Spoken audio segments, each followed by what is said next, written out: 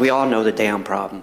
There's a 4-foot home foundation higher next to me. You think 5 cubic yards of dirt's gonna help? They already gave me free dirt. Do I need more free dirt? It's ridiculous. I shouldn't have to come up here every damn meeting and ask for y'all to help of something that y'all created by signing off on the approval of the property next to me. Frustrated Palm Coast resident Jeremy Davis voiced his dissatisfaction with the city's handling of his ongoing drainage issue. Palm Coast City Council has agreed to give away 5 cubic yards of dirt to property owners who've experienced drainage issues on their property who may need the dirt to improve drainage in their yards. Palm Coast Vice Mayor Ed Danko has a reply. Whatever else we can do to solve this problem for each individual that's facing it, and it may be expensive, but I do think we do have an obligation to fix what's broken here, because it is broken.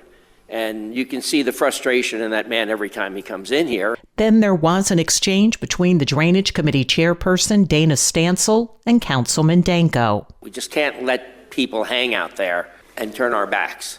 Well, with the community block grant offer, that might help people solve that problem because the community block grant program would pay for all of it. And they told us that it was about a 6-month process to go through it. So provided they meet the income guidelines, then those people could get some help.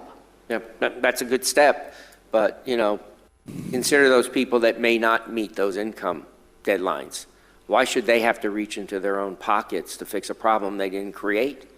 I don't think any of us would want to do it.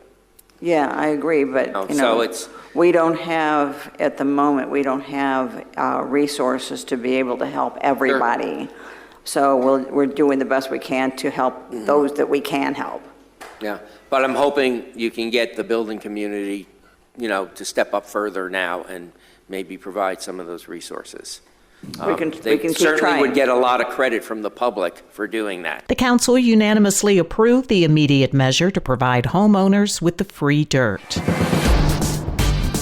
Good morning, Flagler County. I'm Rich Carroll. You're listening to Flagler's Morning News on Friday, November 15th.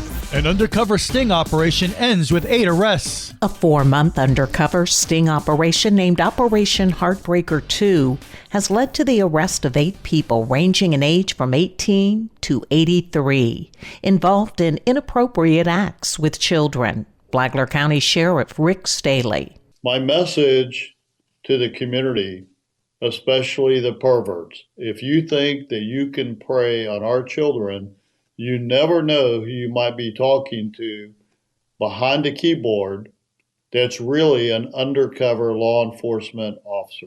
This federal, state, and local undercover operation involved members of FCSO as well as members of the Clay County Sheriff's Office, Columbia County Sheriff's Office, Federal Bureau of Investigation, Florida Department of Law Enforcement, Gainesville Police Department, Marion County Sheriff's Office, North Florida Internet Crimes Against Children Task Force, Orlando Police Department, Port Orange Police Department, St. Johns County Sheriff's Office, and State Attorney's Office, 7th Judicial Circuit of Florida. When I was growing up and you were growing up, it was probably the predator that was hanging around the schoolyard or a community park.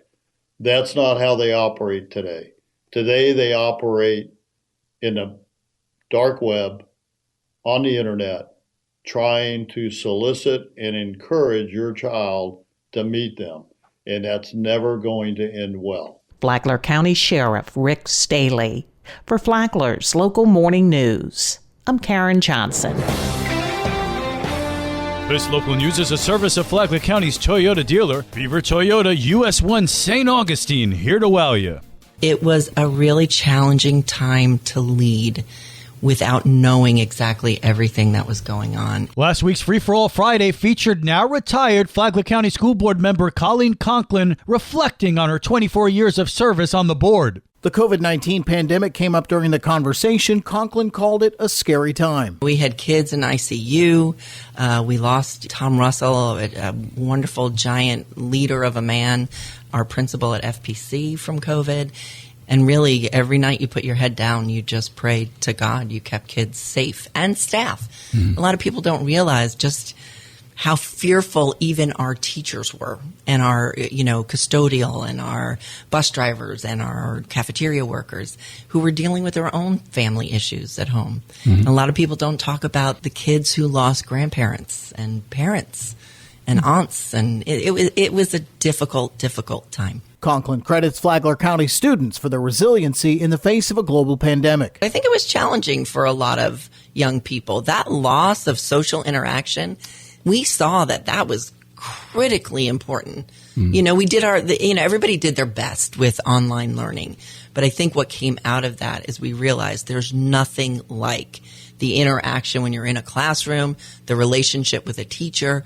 All of those elements were so important. From the WNZF Newsroom, I'm Daryl Newton. And now you're up to date on Flagler's Morning News. I'm Rich Carroll. And now, Mike Licio with your WNZF local sports update. It's playoff time in Football County. 4-seed FPC will host number 5 Spruce Creek in a rematch of a 50-39 Bulldog win in the first round of the FHSAA Regionals. After the first meeting, Bulldog coach Daniel Fish felt there was more to do. I think we're excited to continue to prove people wrong and continue to prove ourselves right and just continue to grow as a family, as a team, and continue to get better. I think obviously there's things that we can improve on drastically on both sides of the ball. So we're going to continue to work to get there. The Bulldogs finished the regular season winning 5 in a row and scoring 53 points per game. But Fish doesn't expect his team to be flawless. I'll never demand perfection or ask for perfection. But if you're pursuing that relentlessly every day, you're going to get as close to it as you possibly can. And I think that's what builds championship programs, just pursuing excellence. Tonight's game will be broadcast on the WNZF Sports Network. Listen here, watch on the Flagler Radio YouTube channel and the WNZF Facebook page. Coverage begins at 6:45. Join Rich Carroll and I on the Rich and Mike Sports Show tomorrow morning for a special post-game edition, 7:30 a.m. right here, and always on the Flagler Radio app. FPC's cross-country teams will compete at the state championships in Tallahassee tomorrow morning. The ladies' team is in the medal race for the first time in 15 years. In soccer, after a 1-1 draw against the tough Spruce Creek team the night before, goals by Kaden Alvarez and Rami Amiri, coupled with a clean sheet from Tegan Paulo and Hayden Adams, gave the FPC boys a 2-0 win over Taylor. Tonight, the FPC girls travel to Wolfson after back-to-back wins against the alma mater St. Augustine and Bowles. The Bulldog girls weightlifting team dominated a quad team meet at Menendez, handing Palaca their first loss since 2021. Matanzas athlete Mackenzie Manhart was part of the Volusia County rescue team that won the Surf Life-Saving competition at the Supergirl Pro Festival in Jacksonville last weekend. This is your home for local sports, with updates Mondays and Fridays. From the Sports Desk, I'm Mike Licio.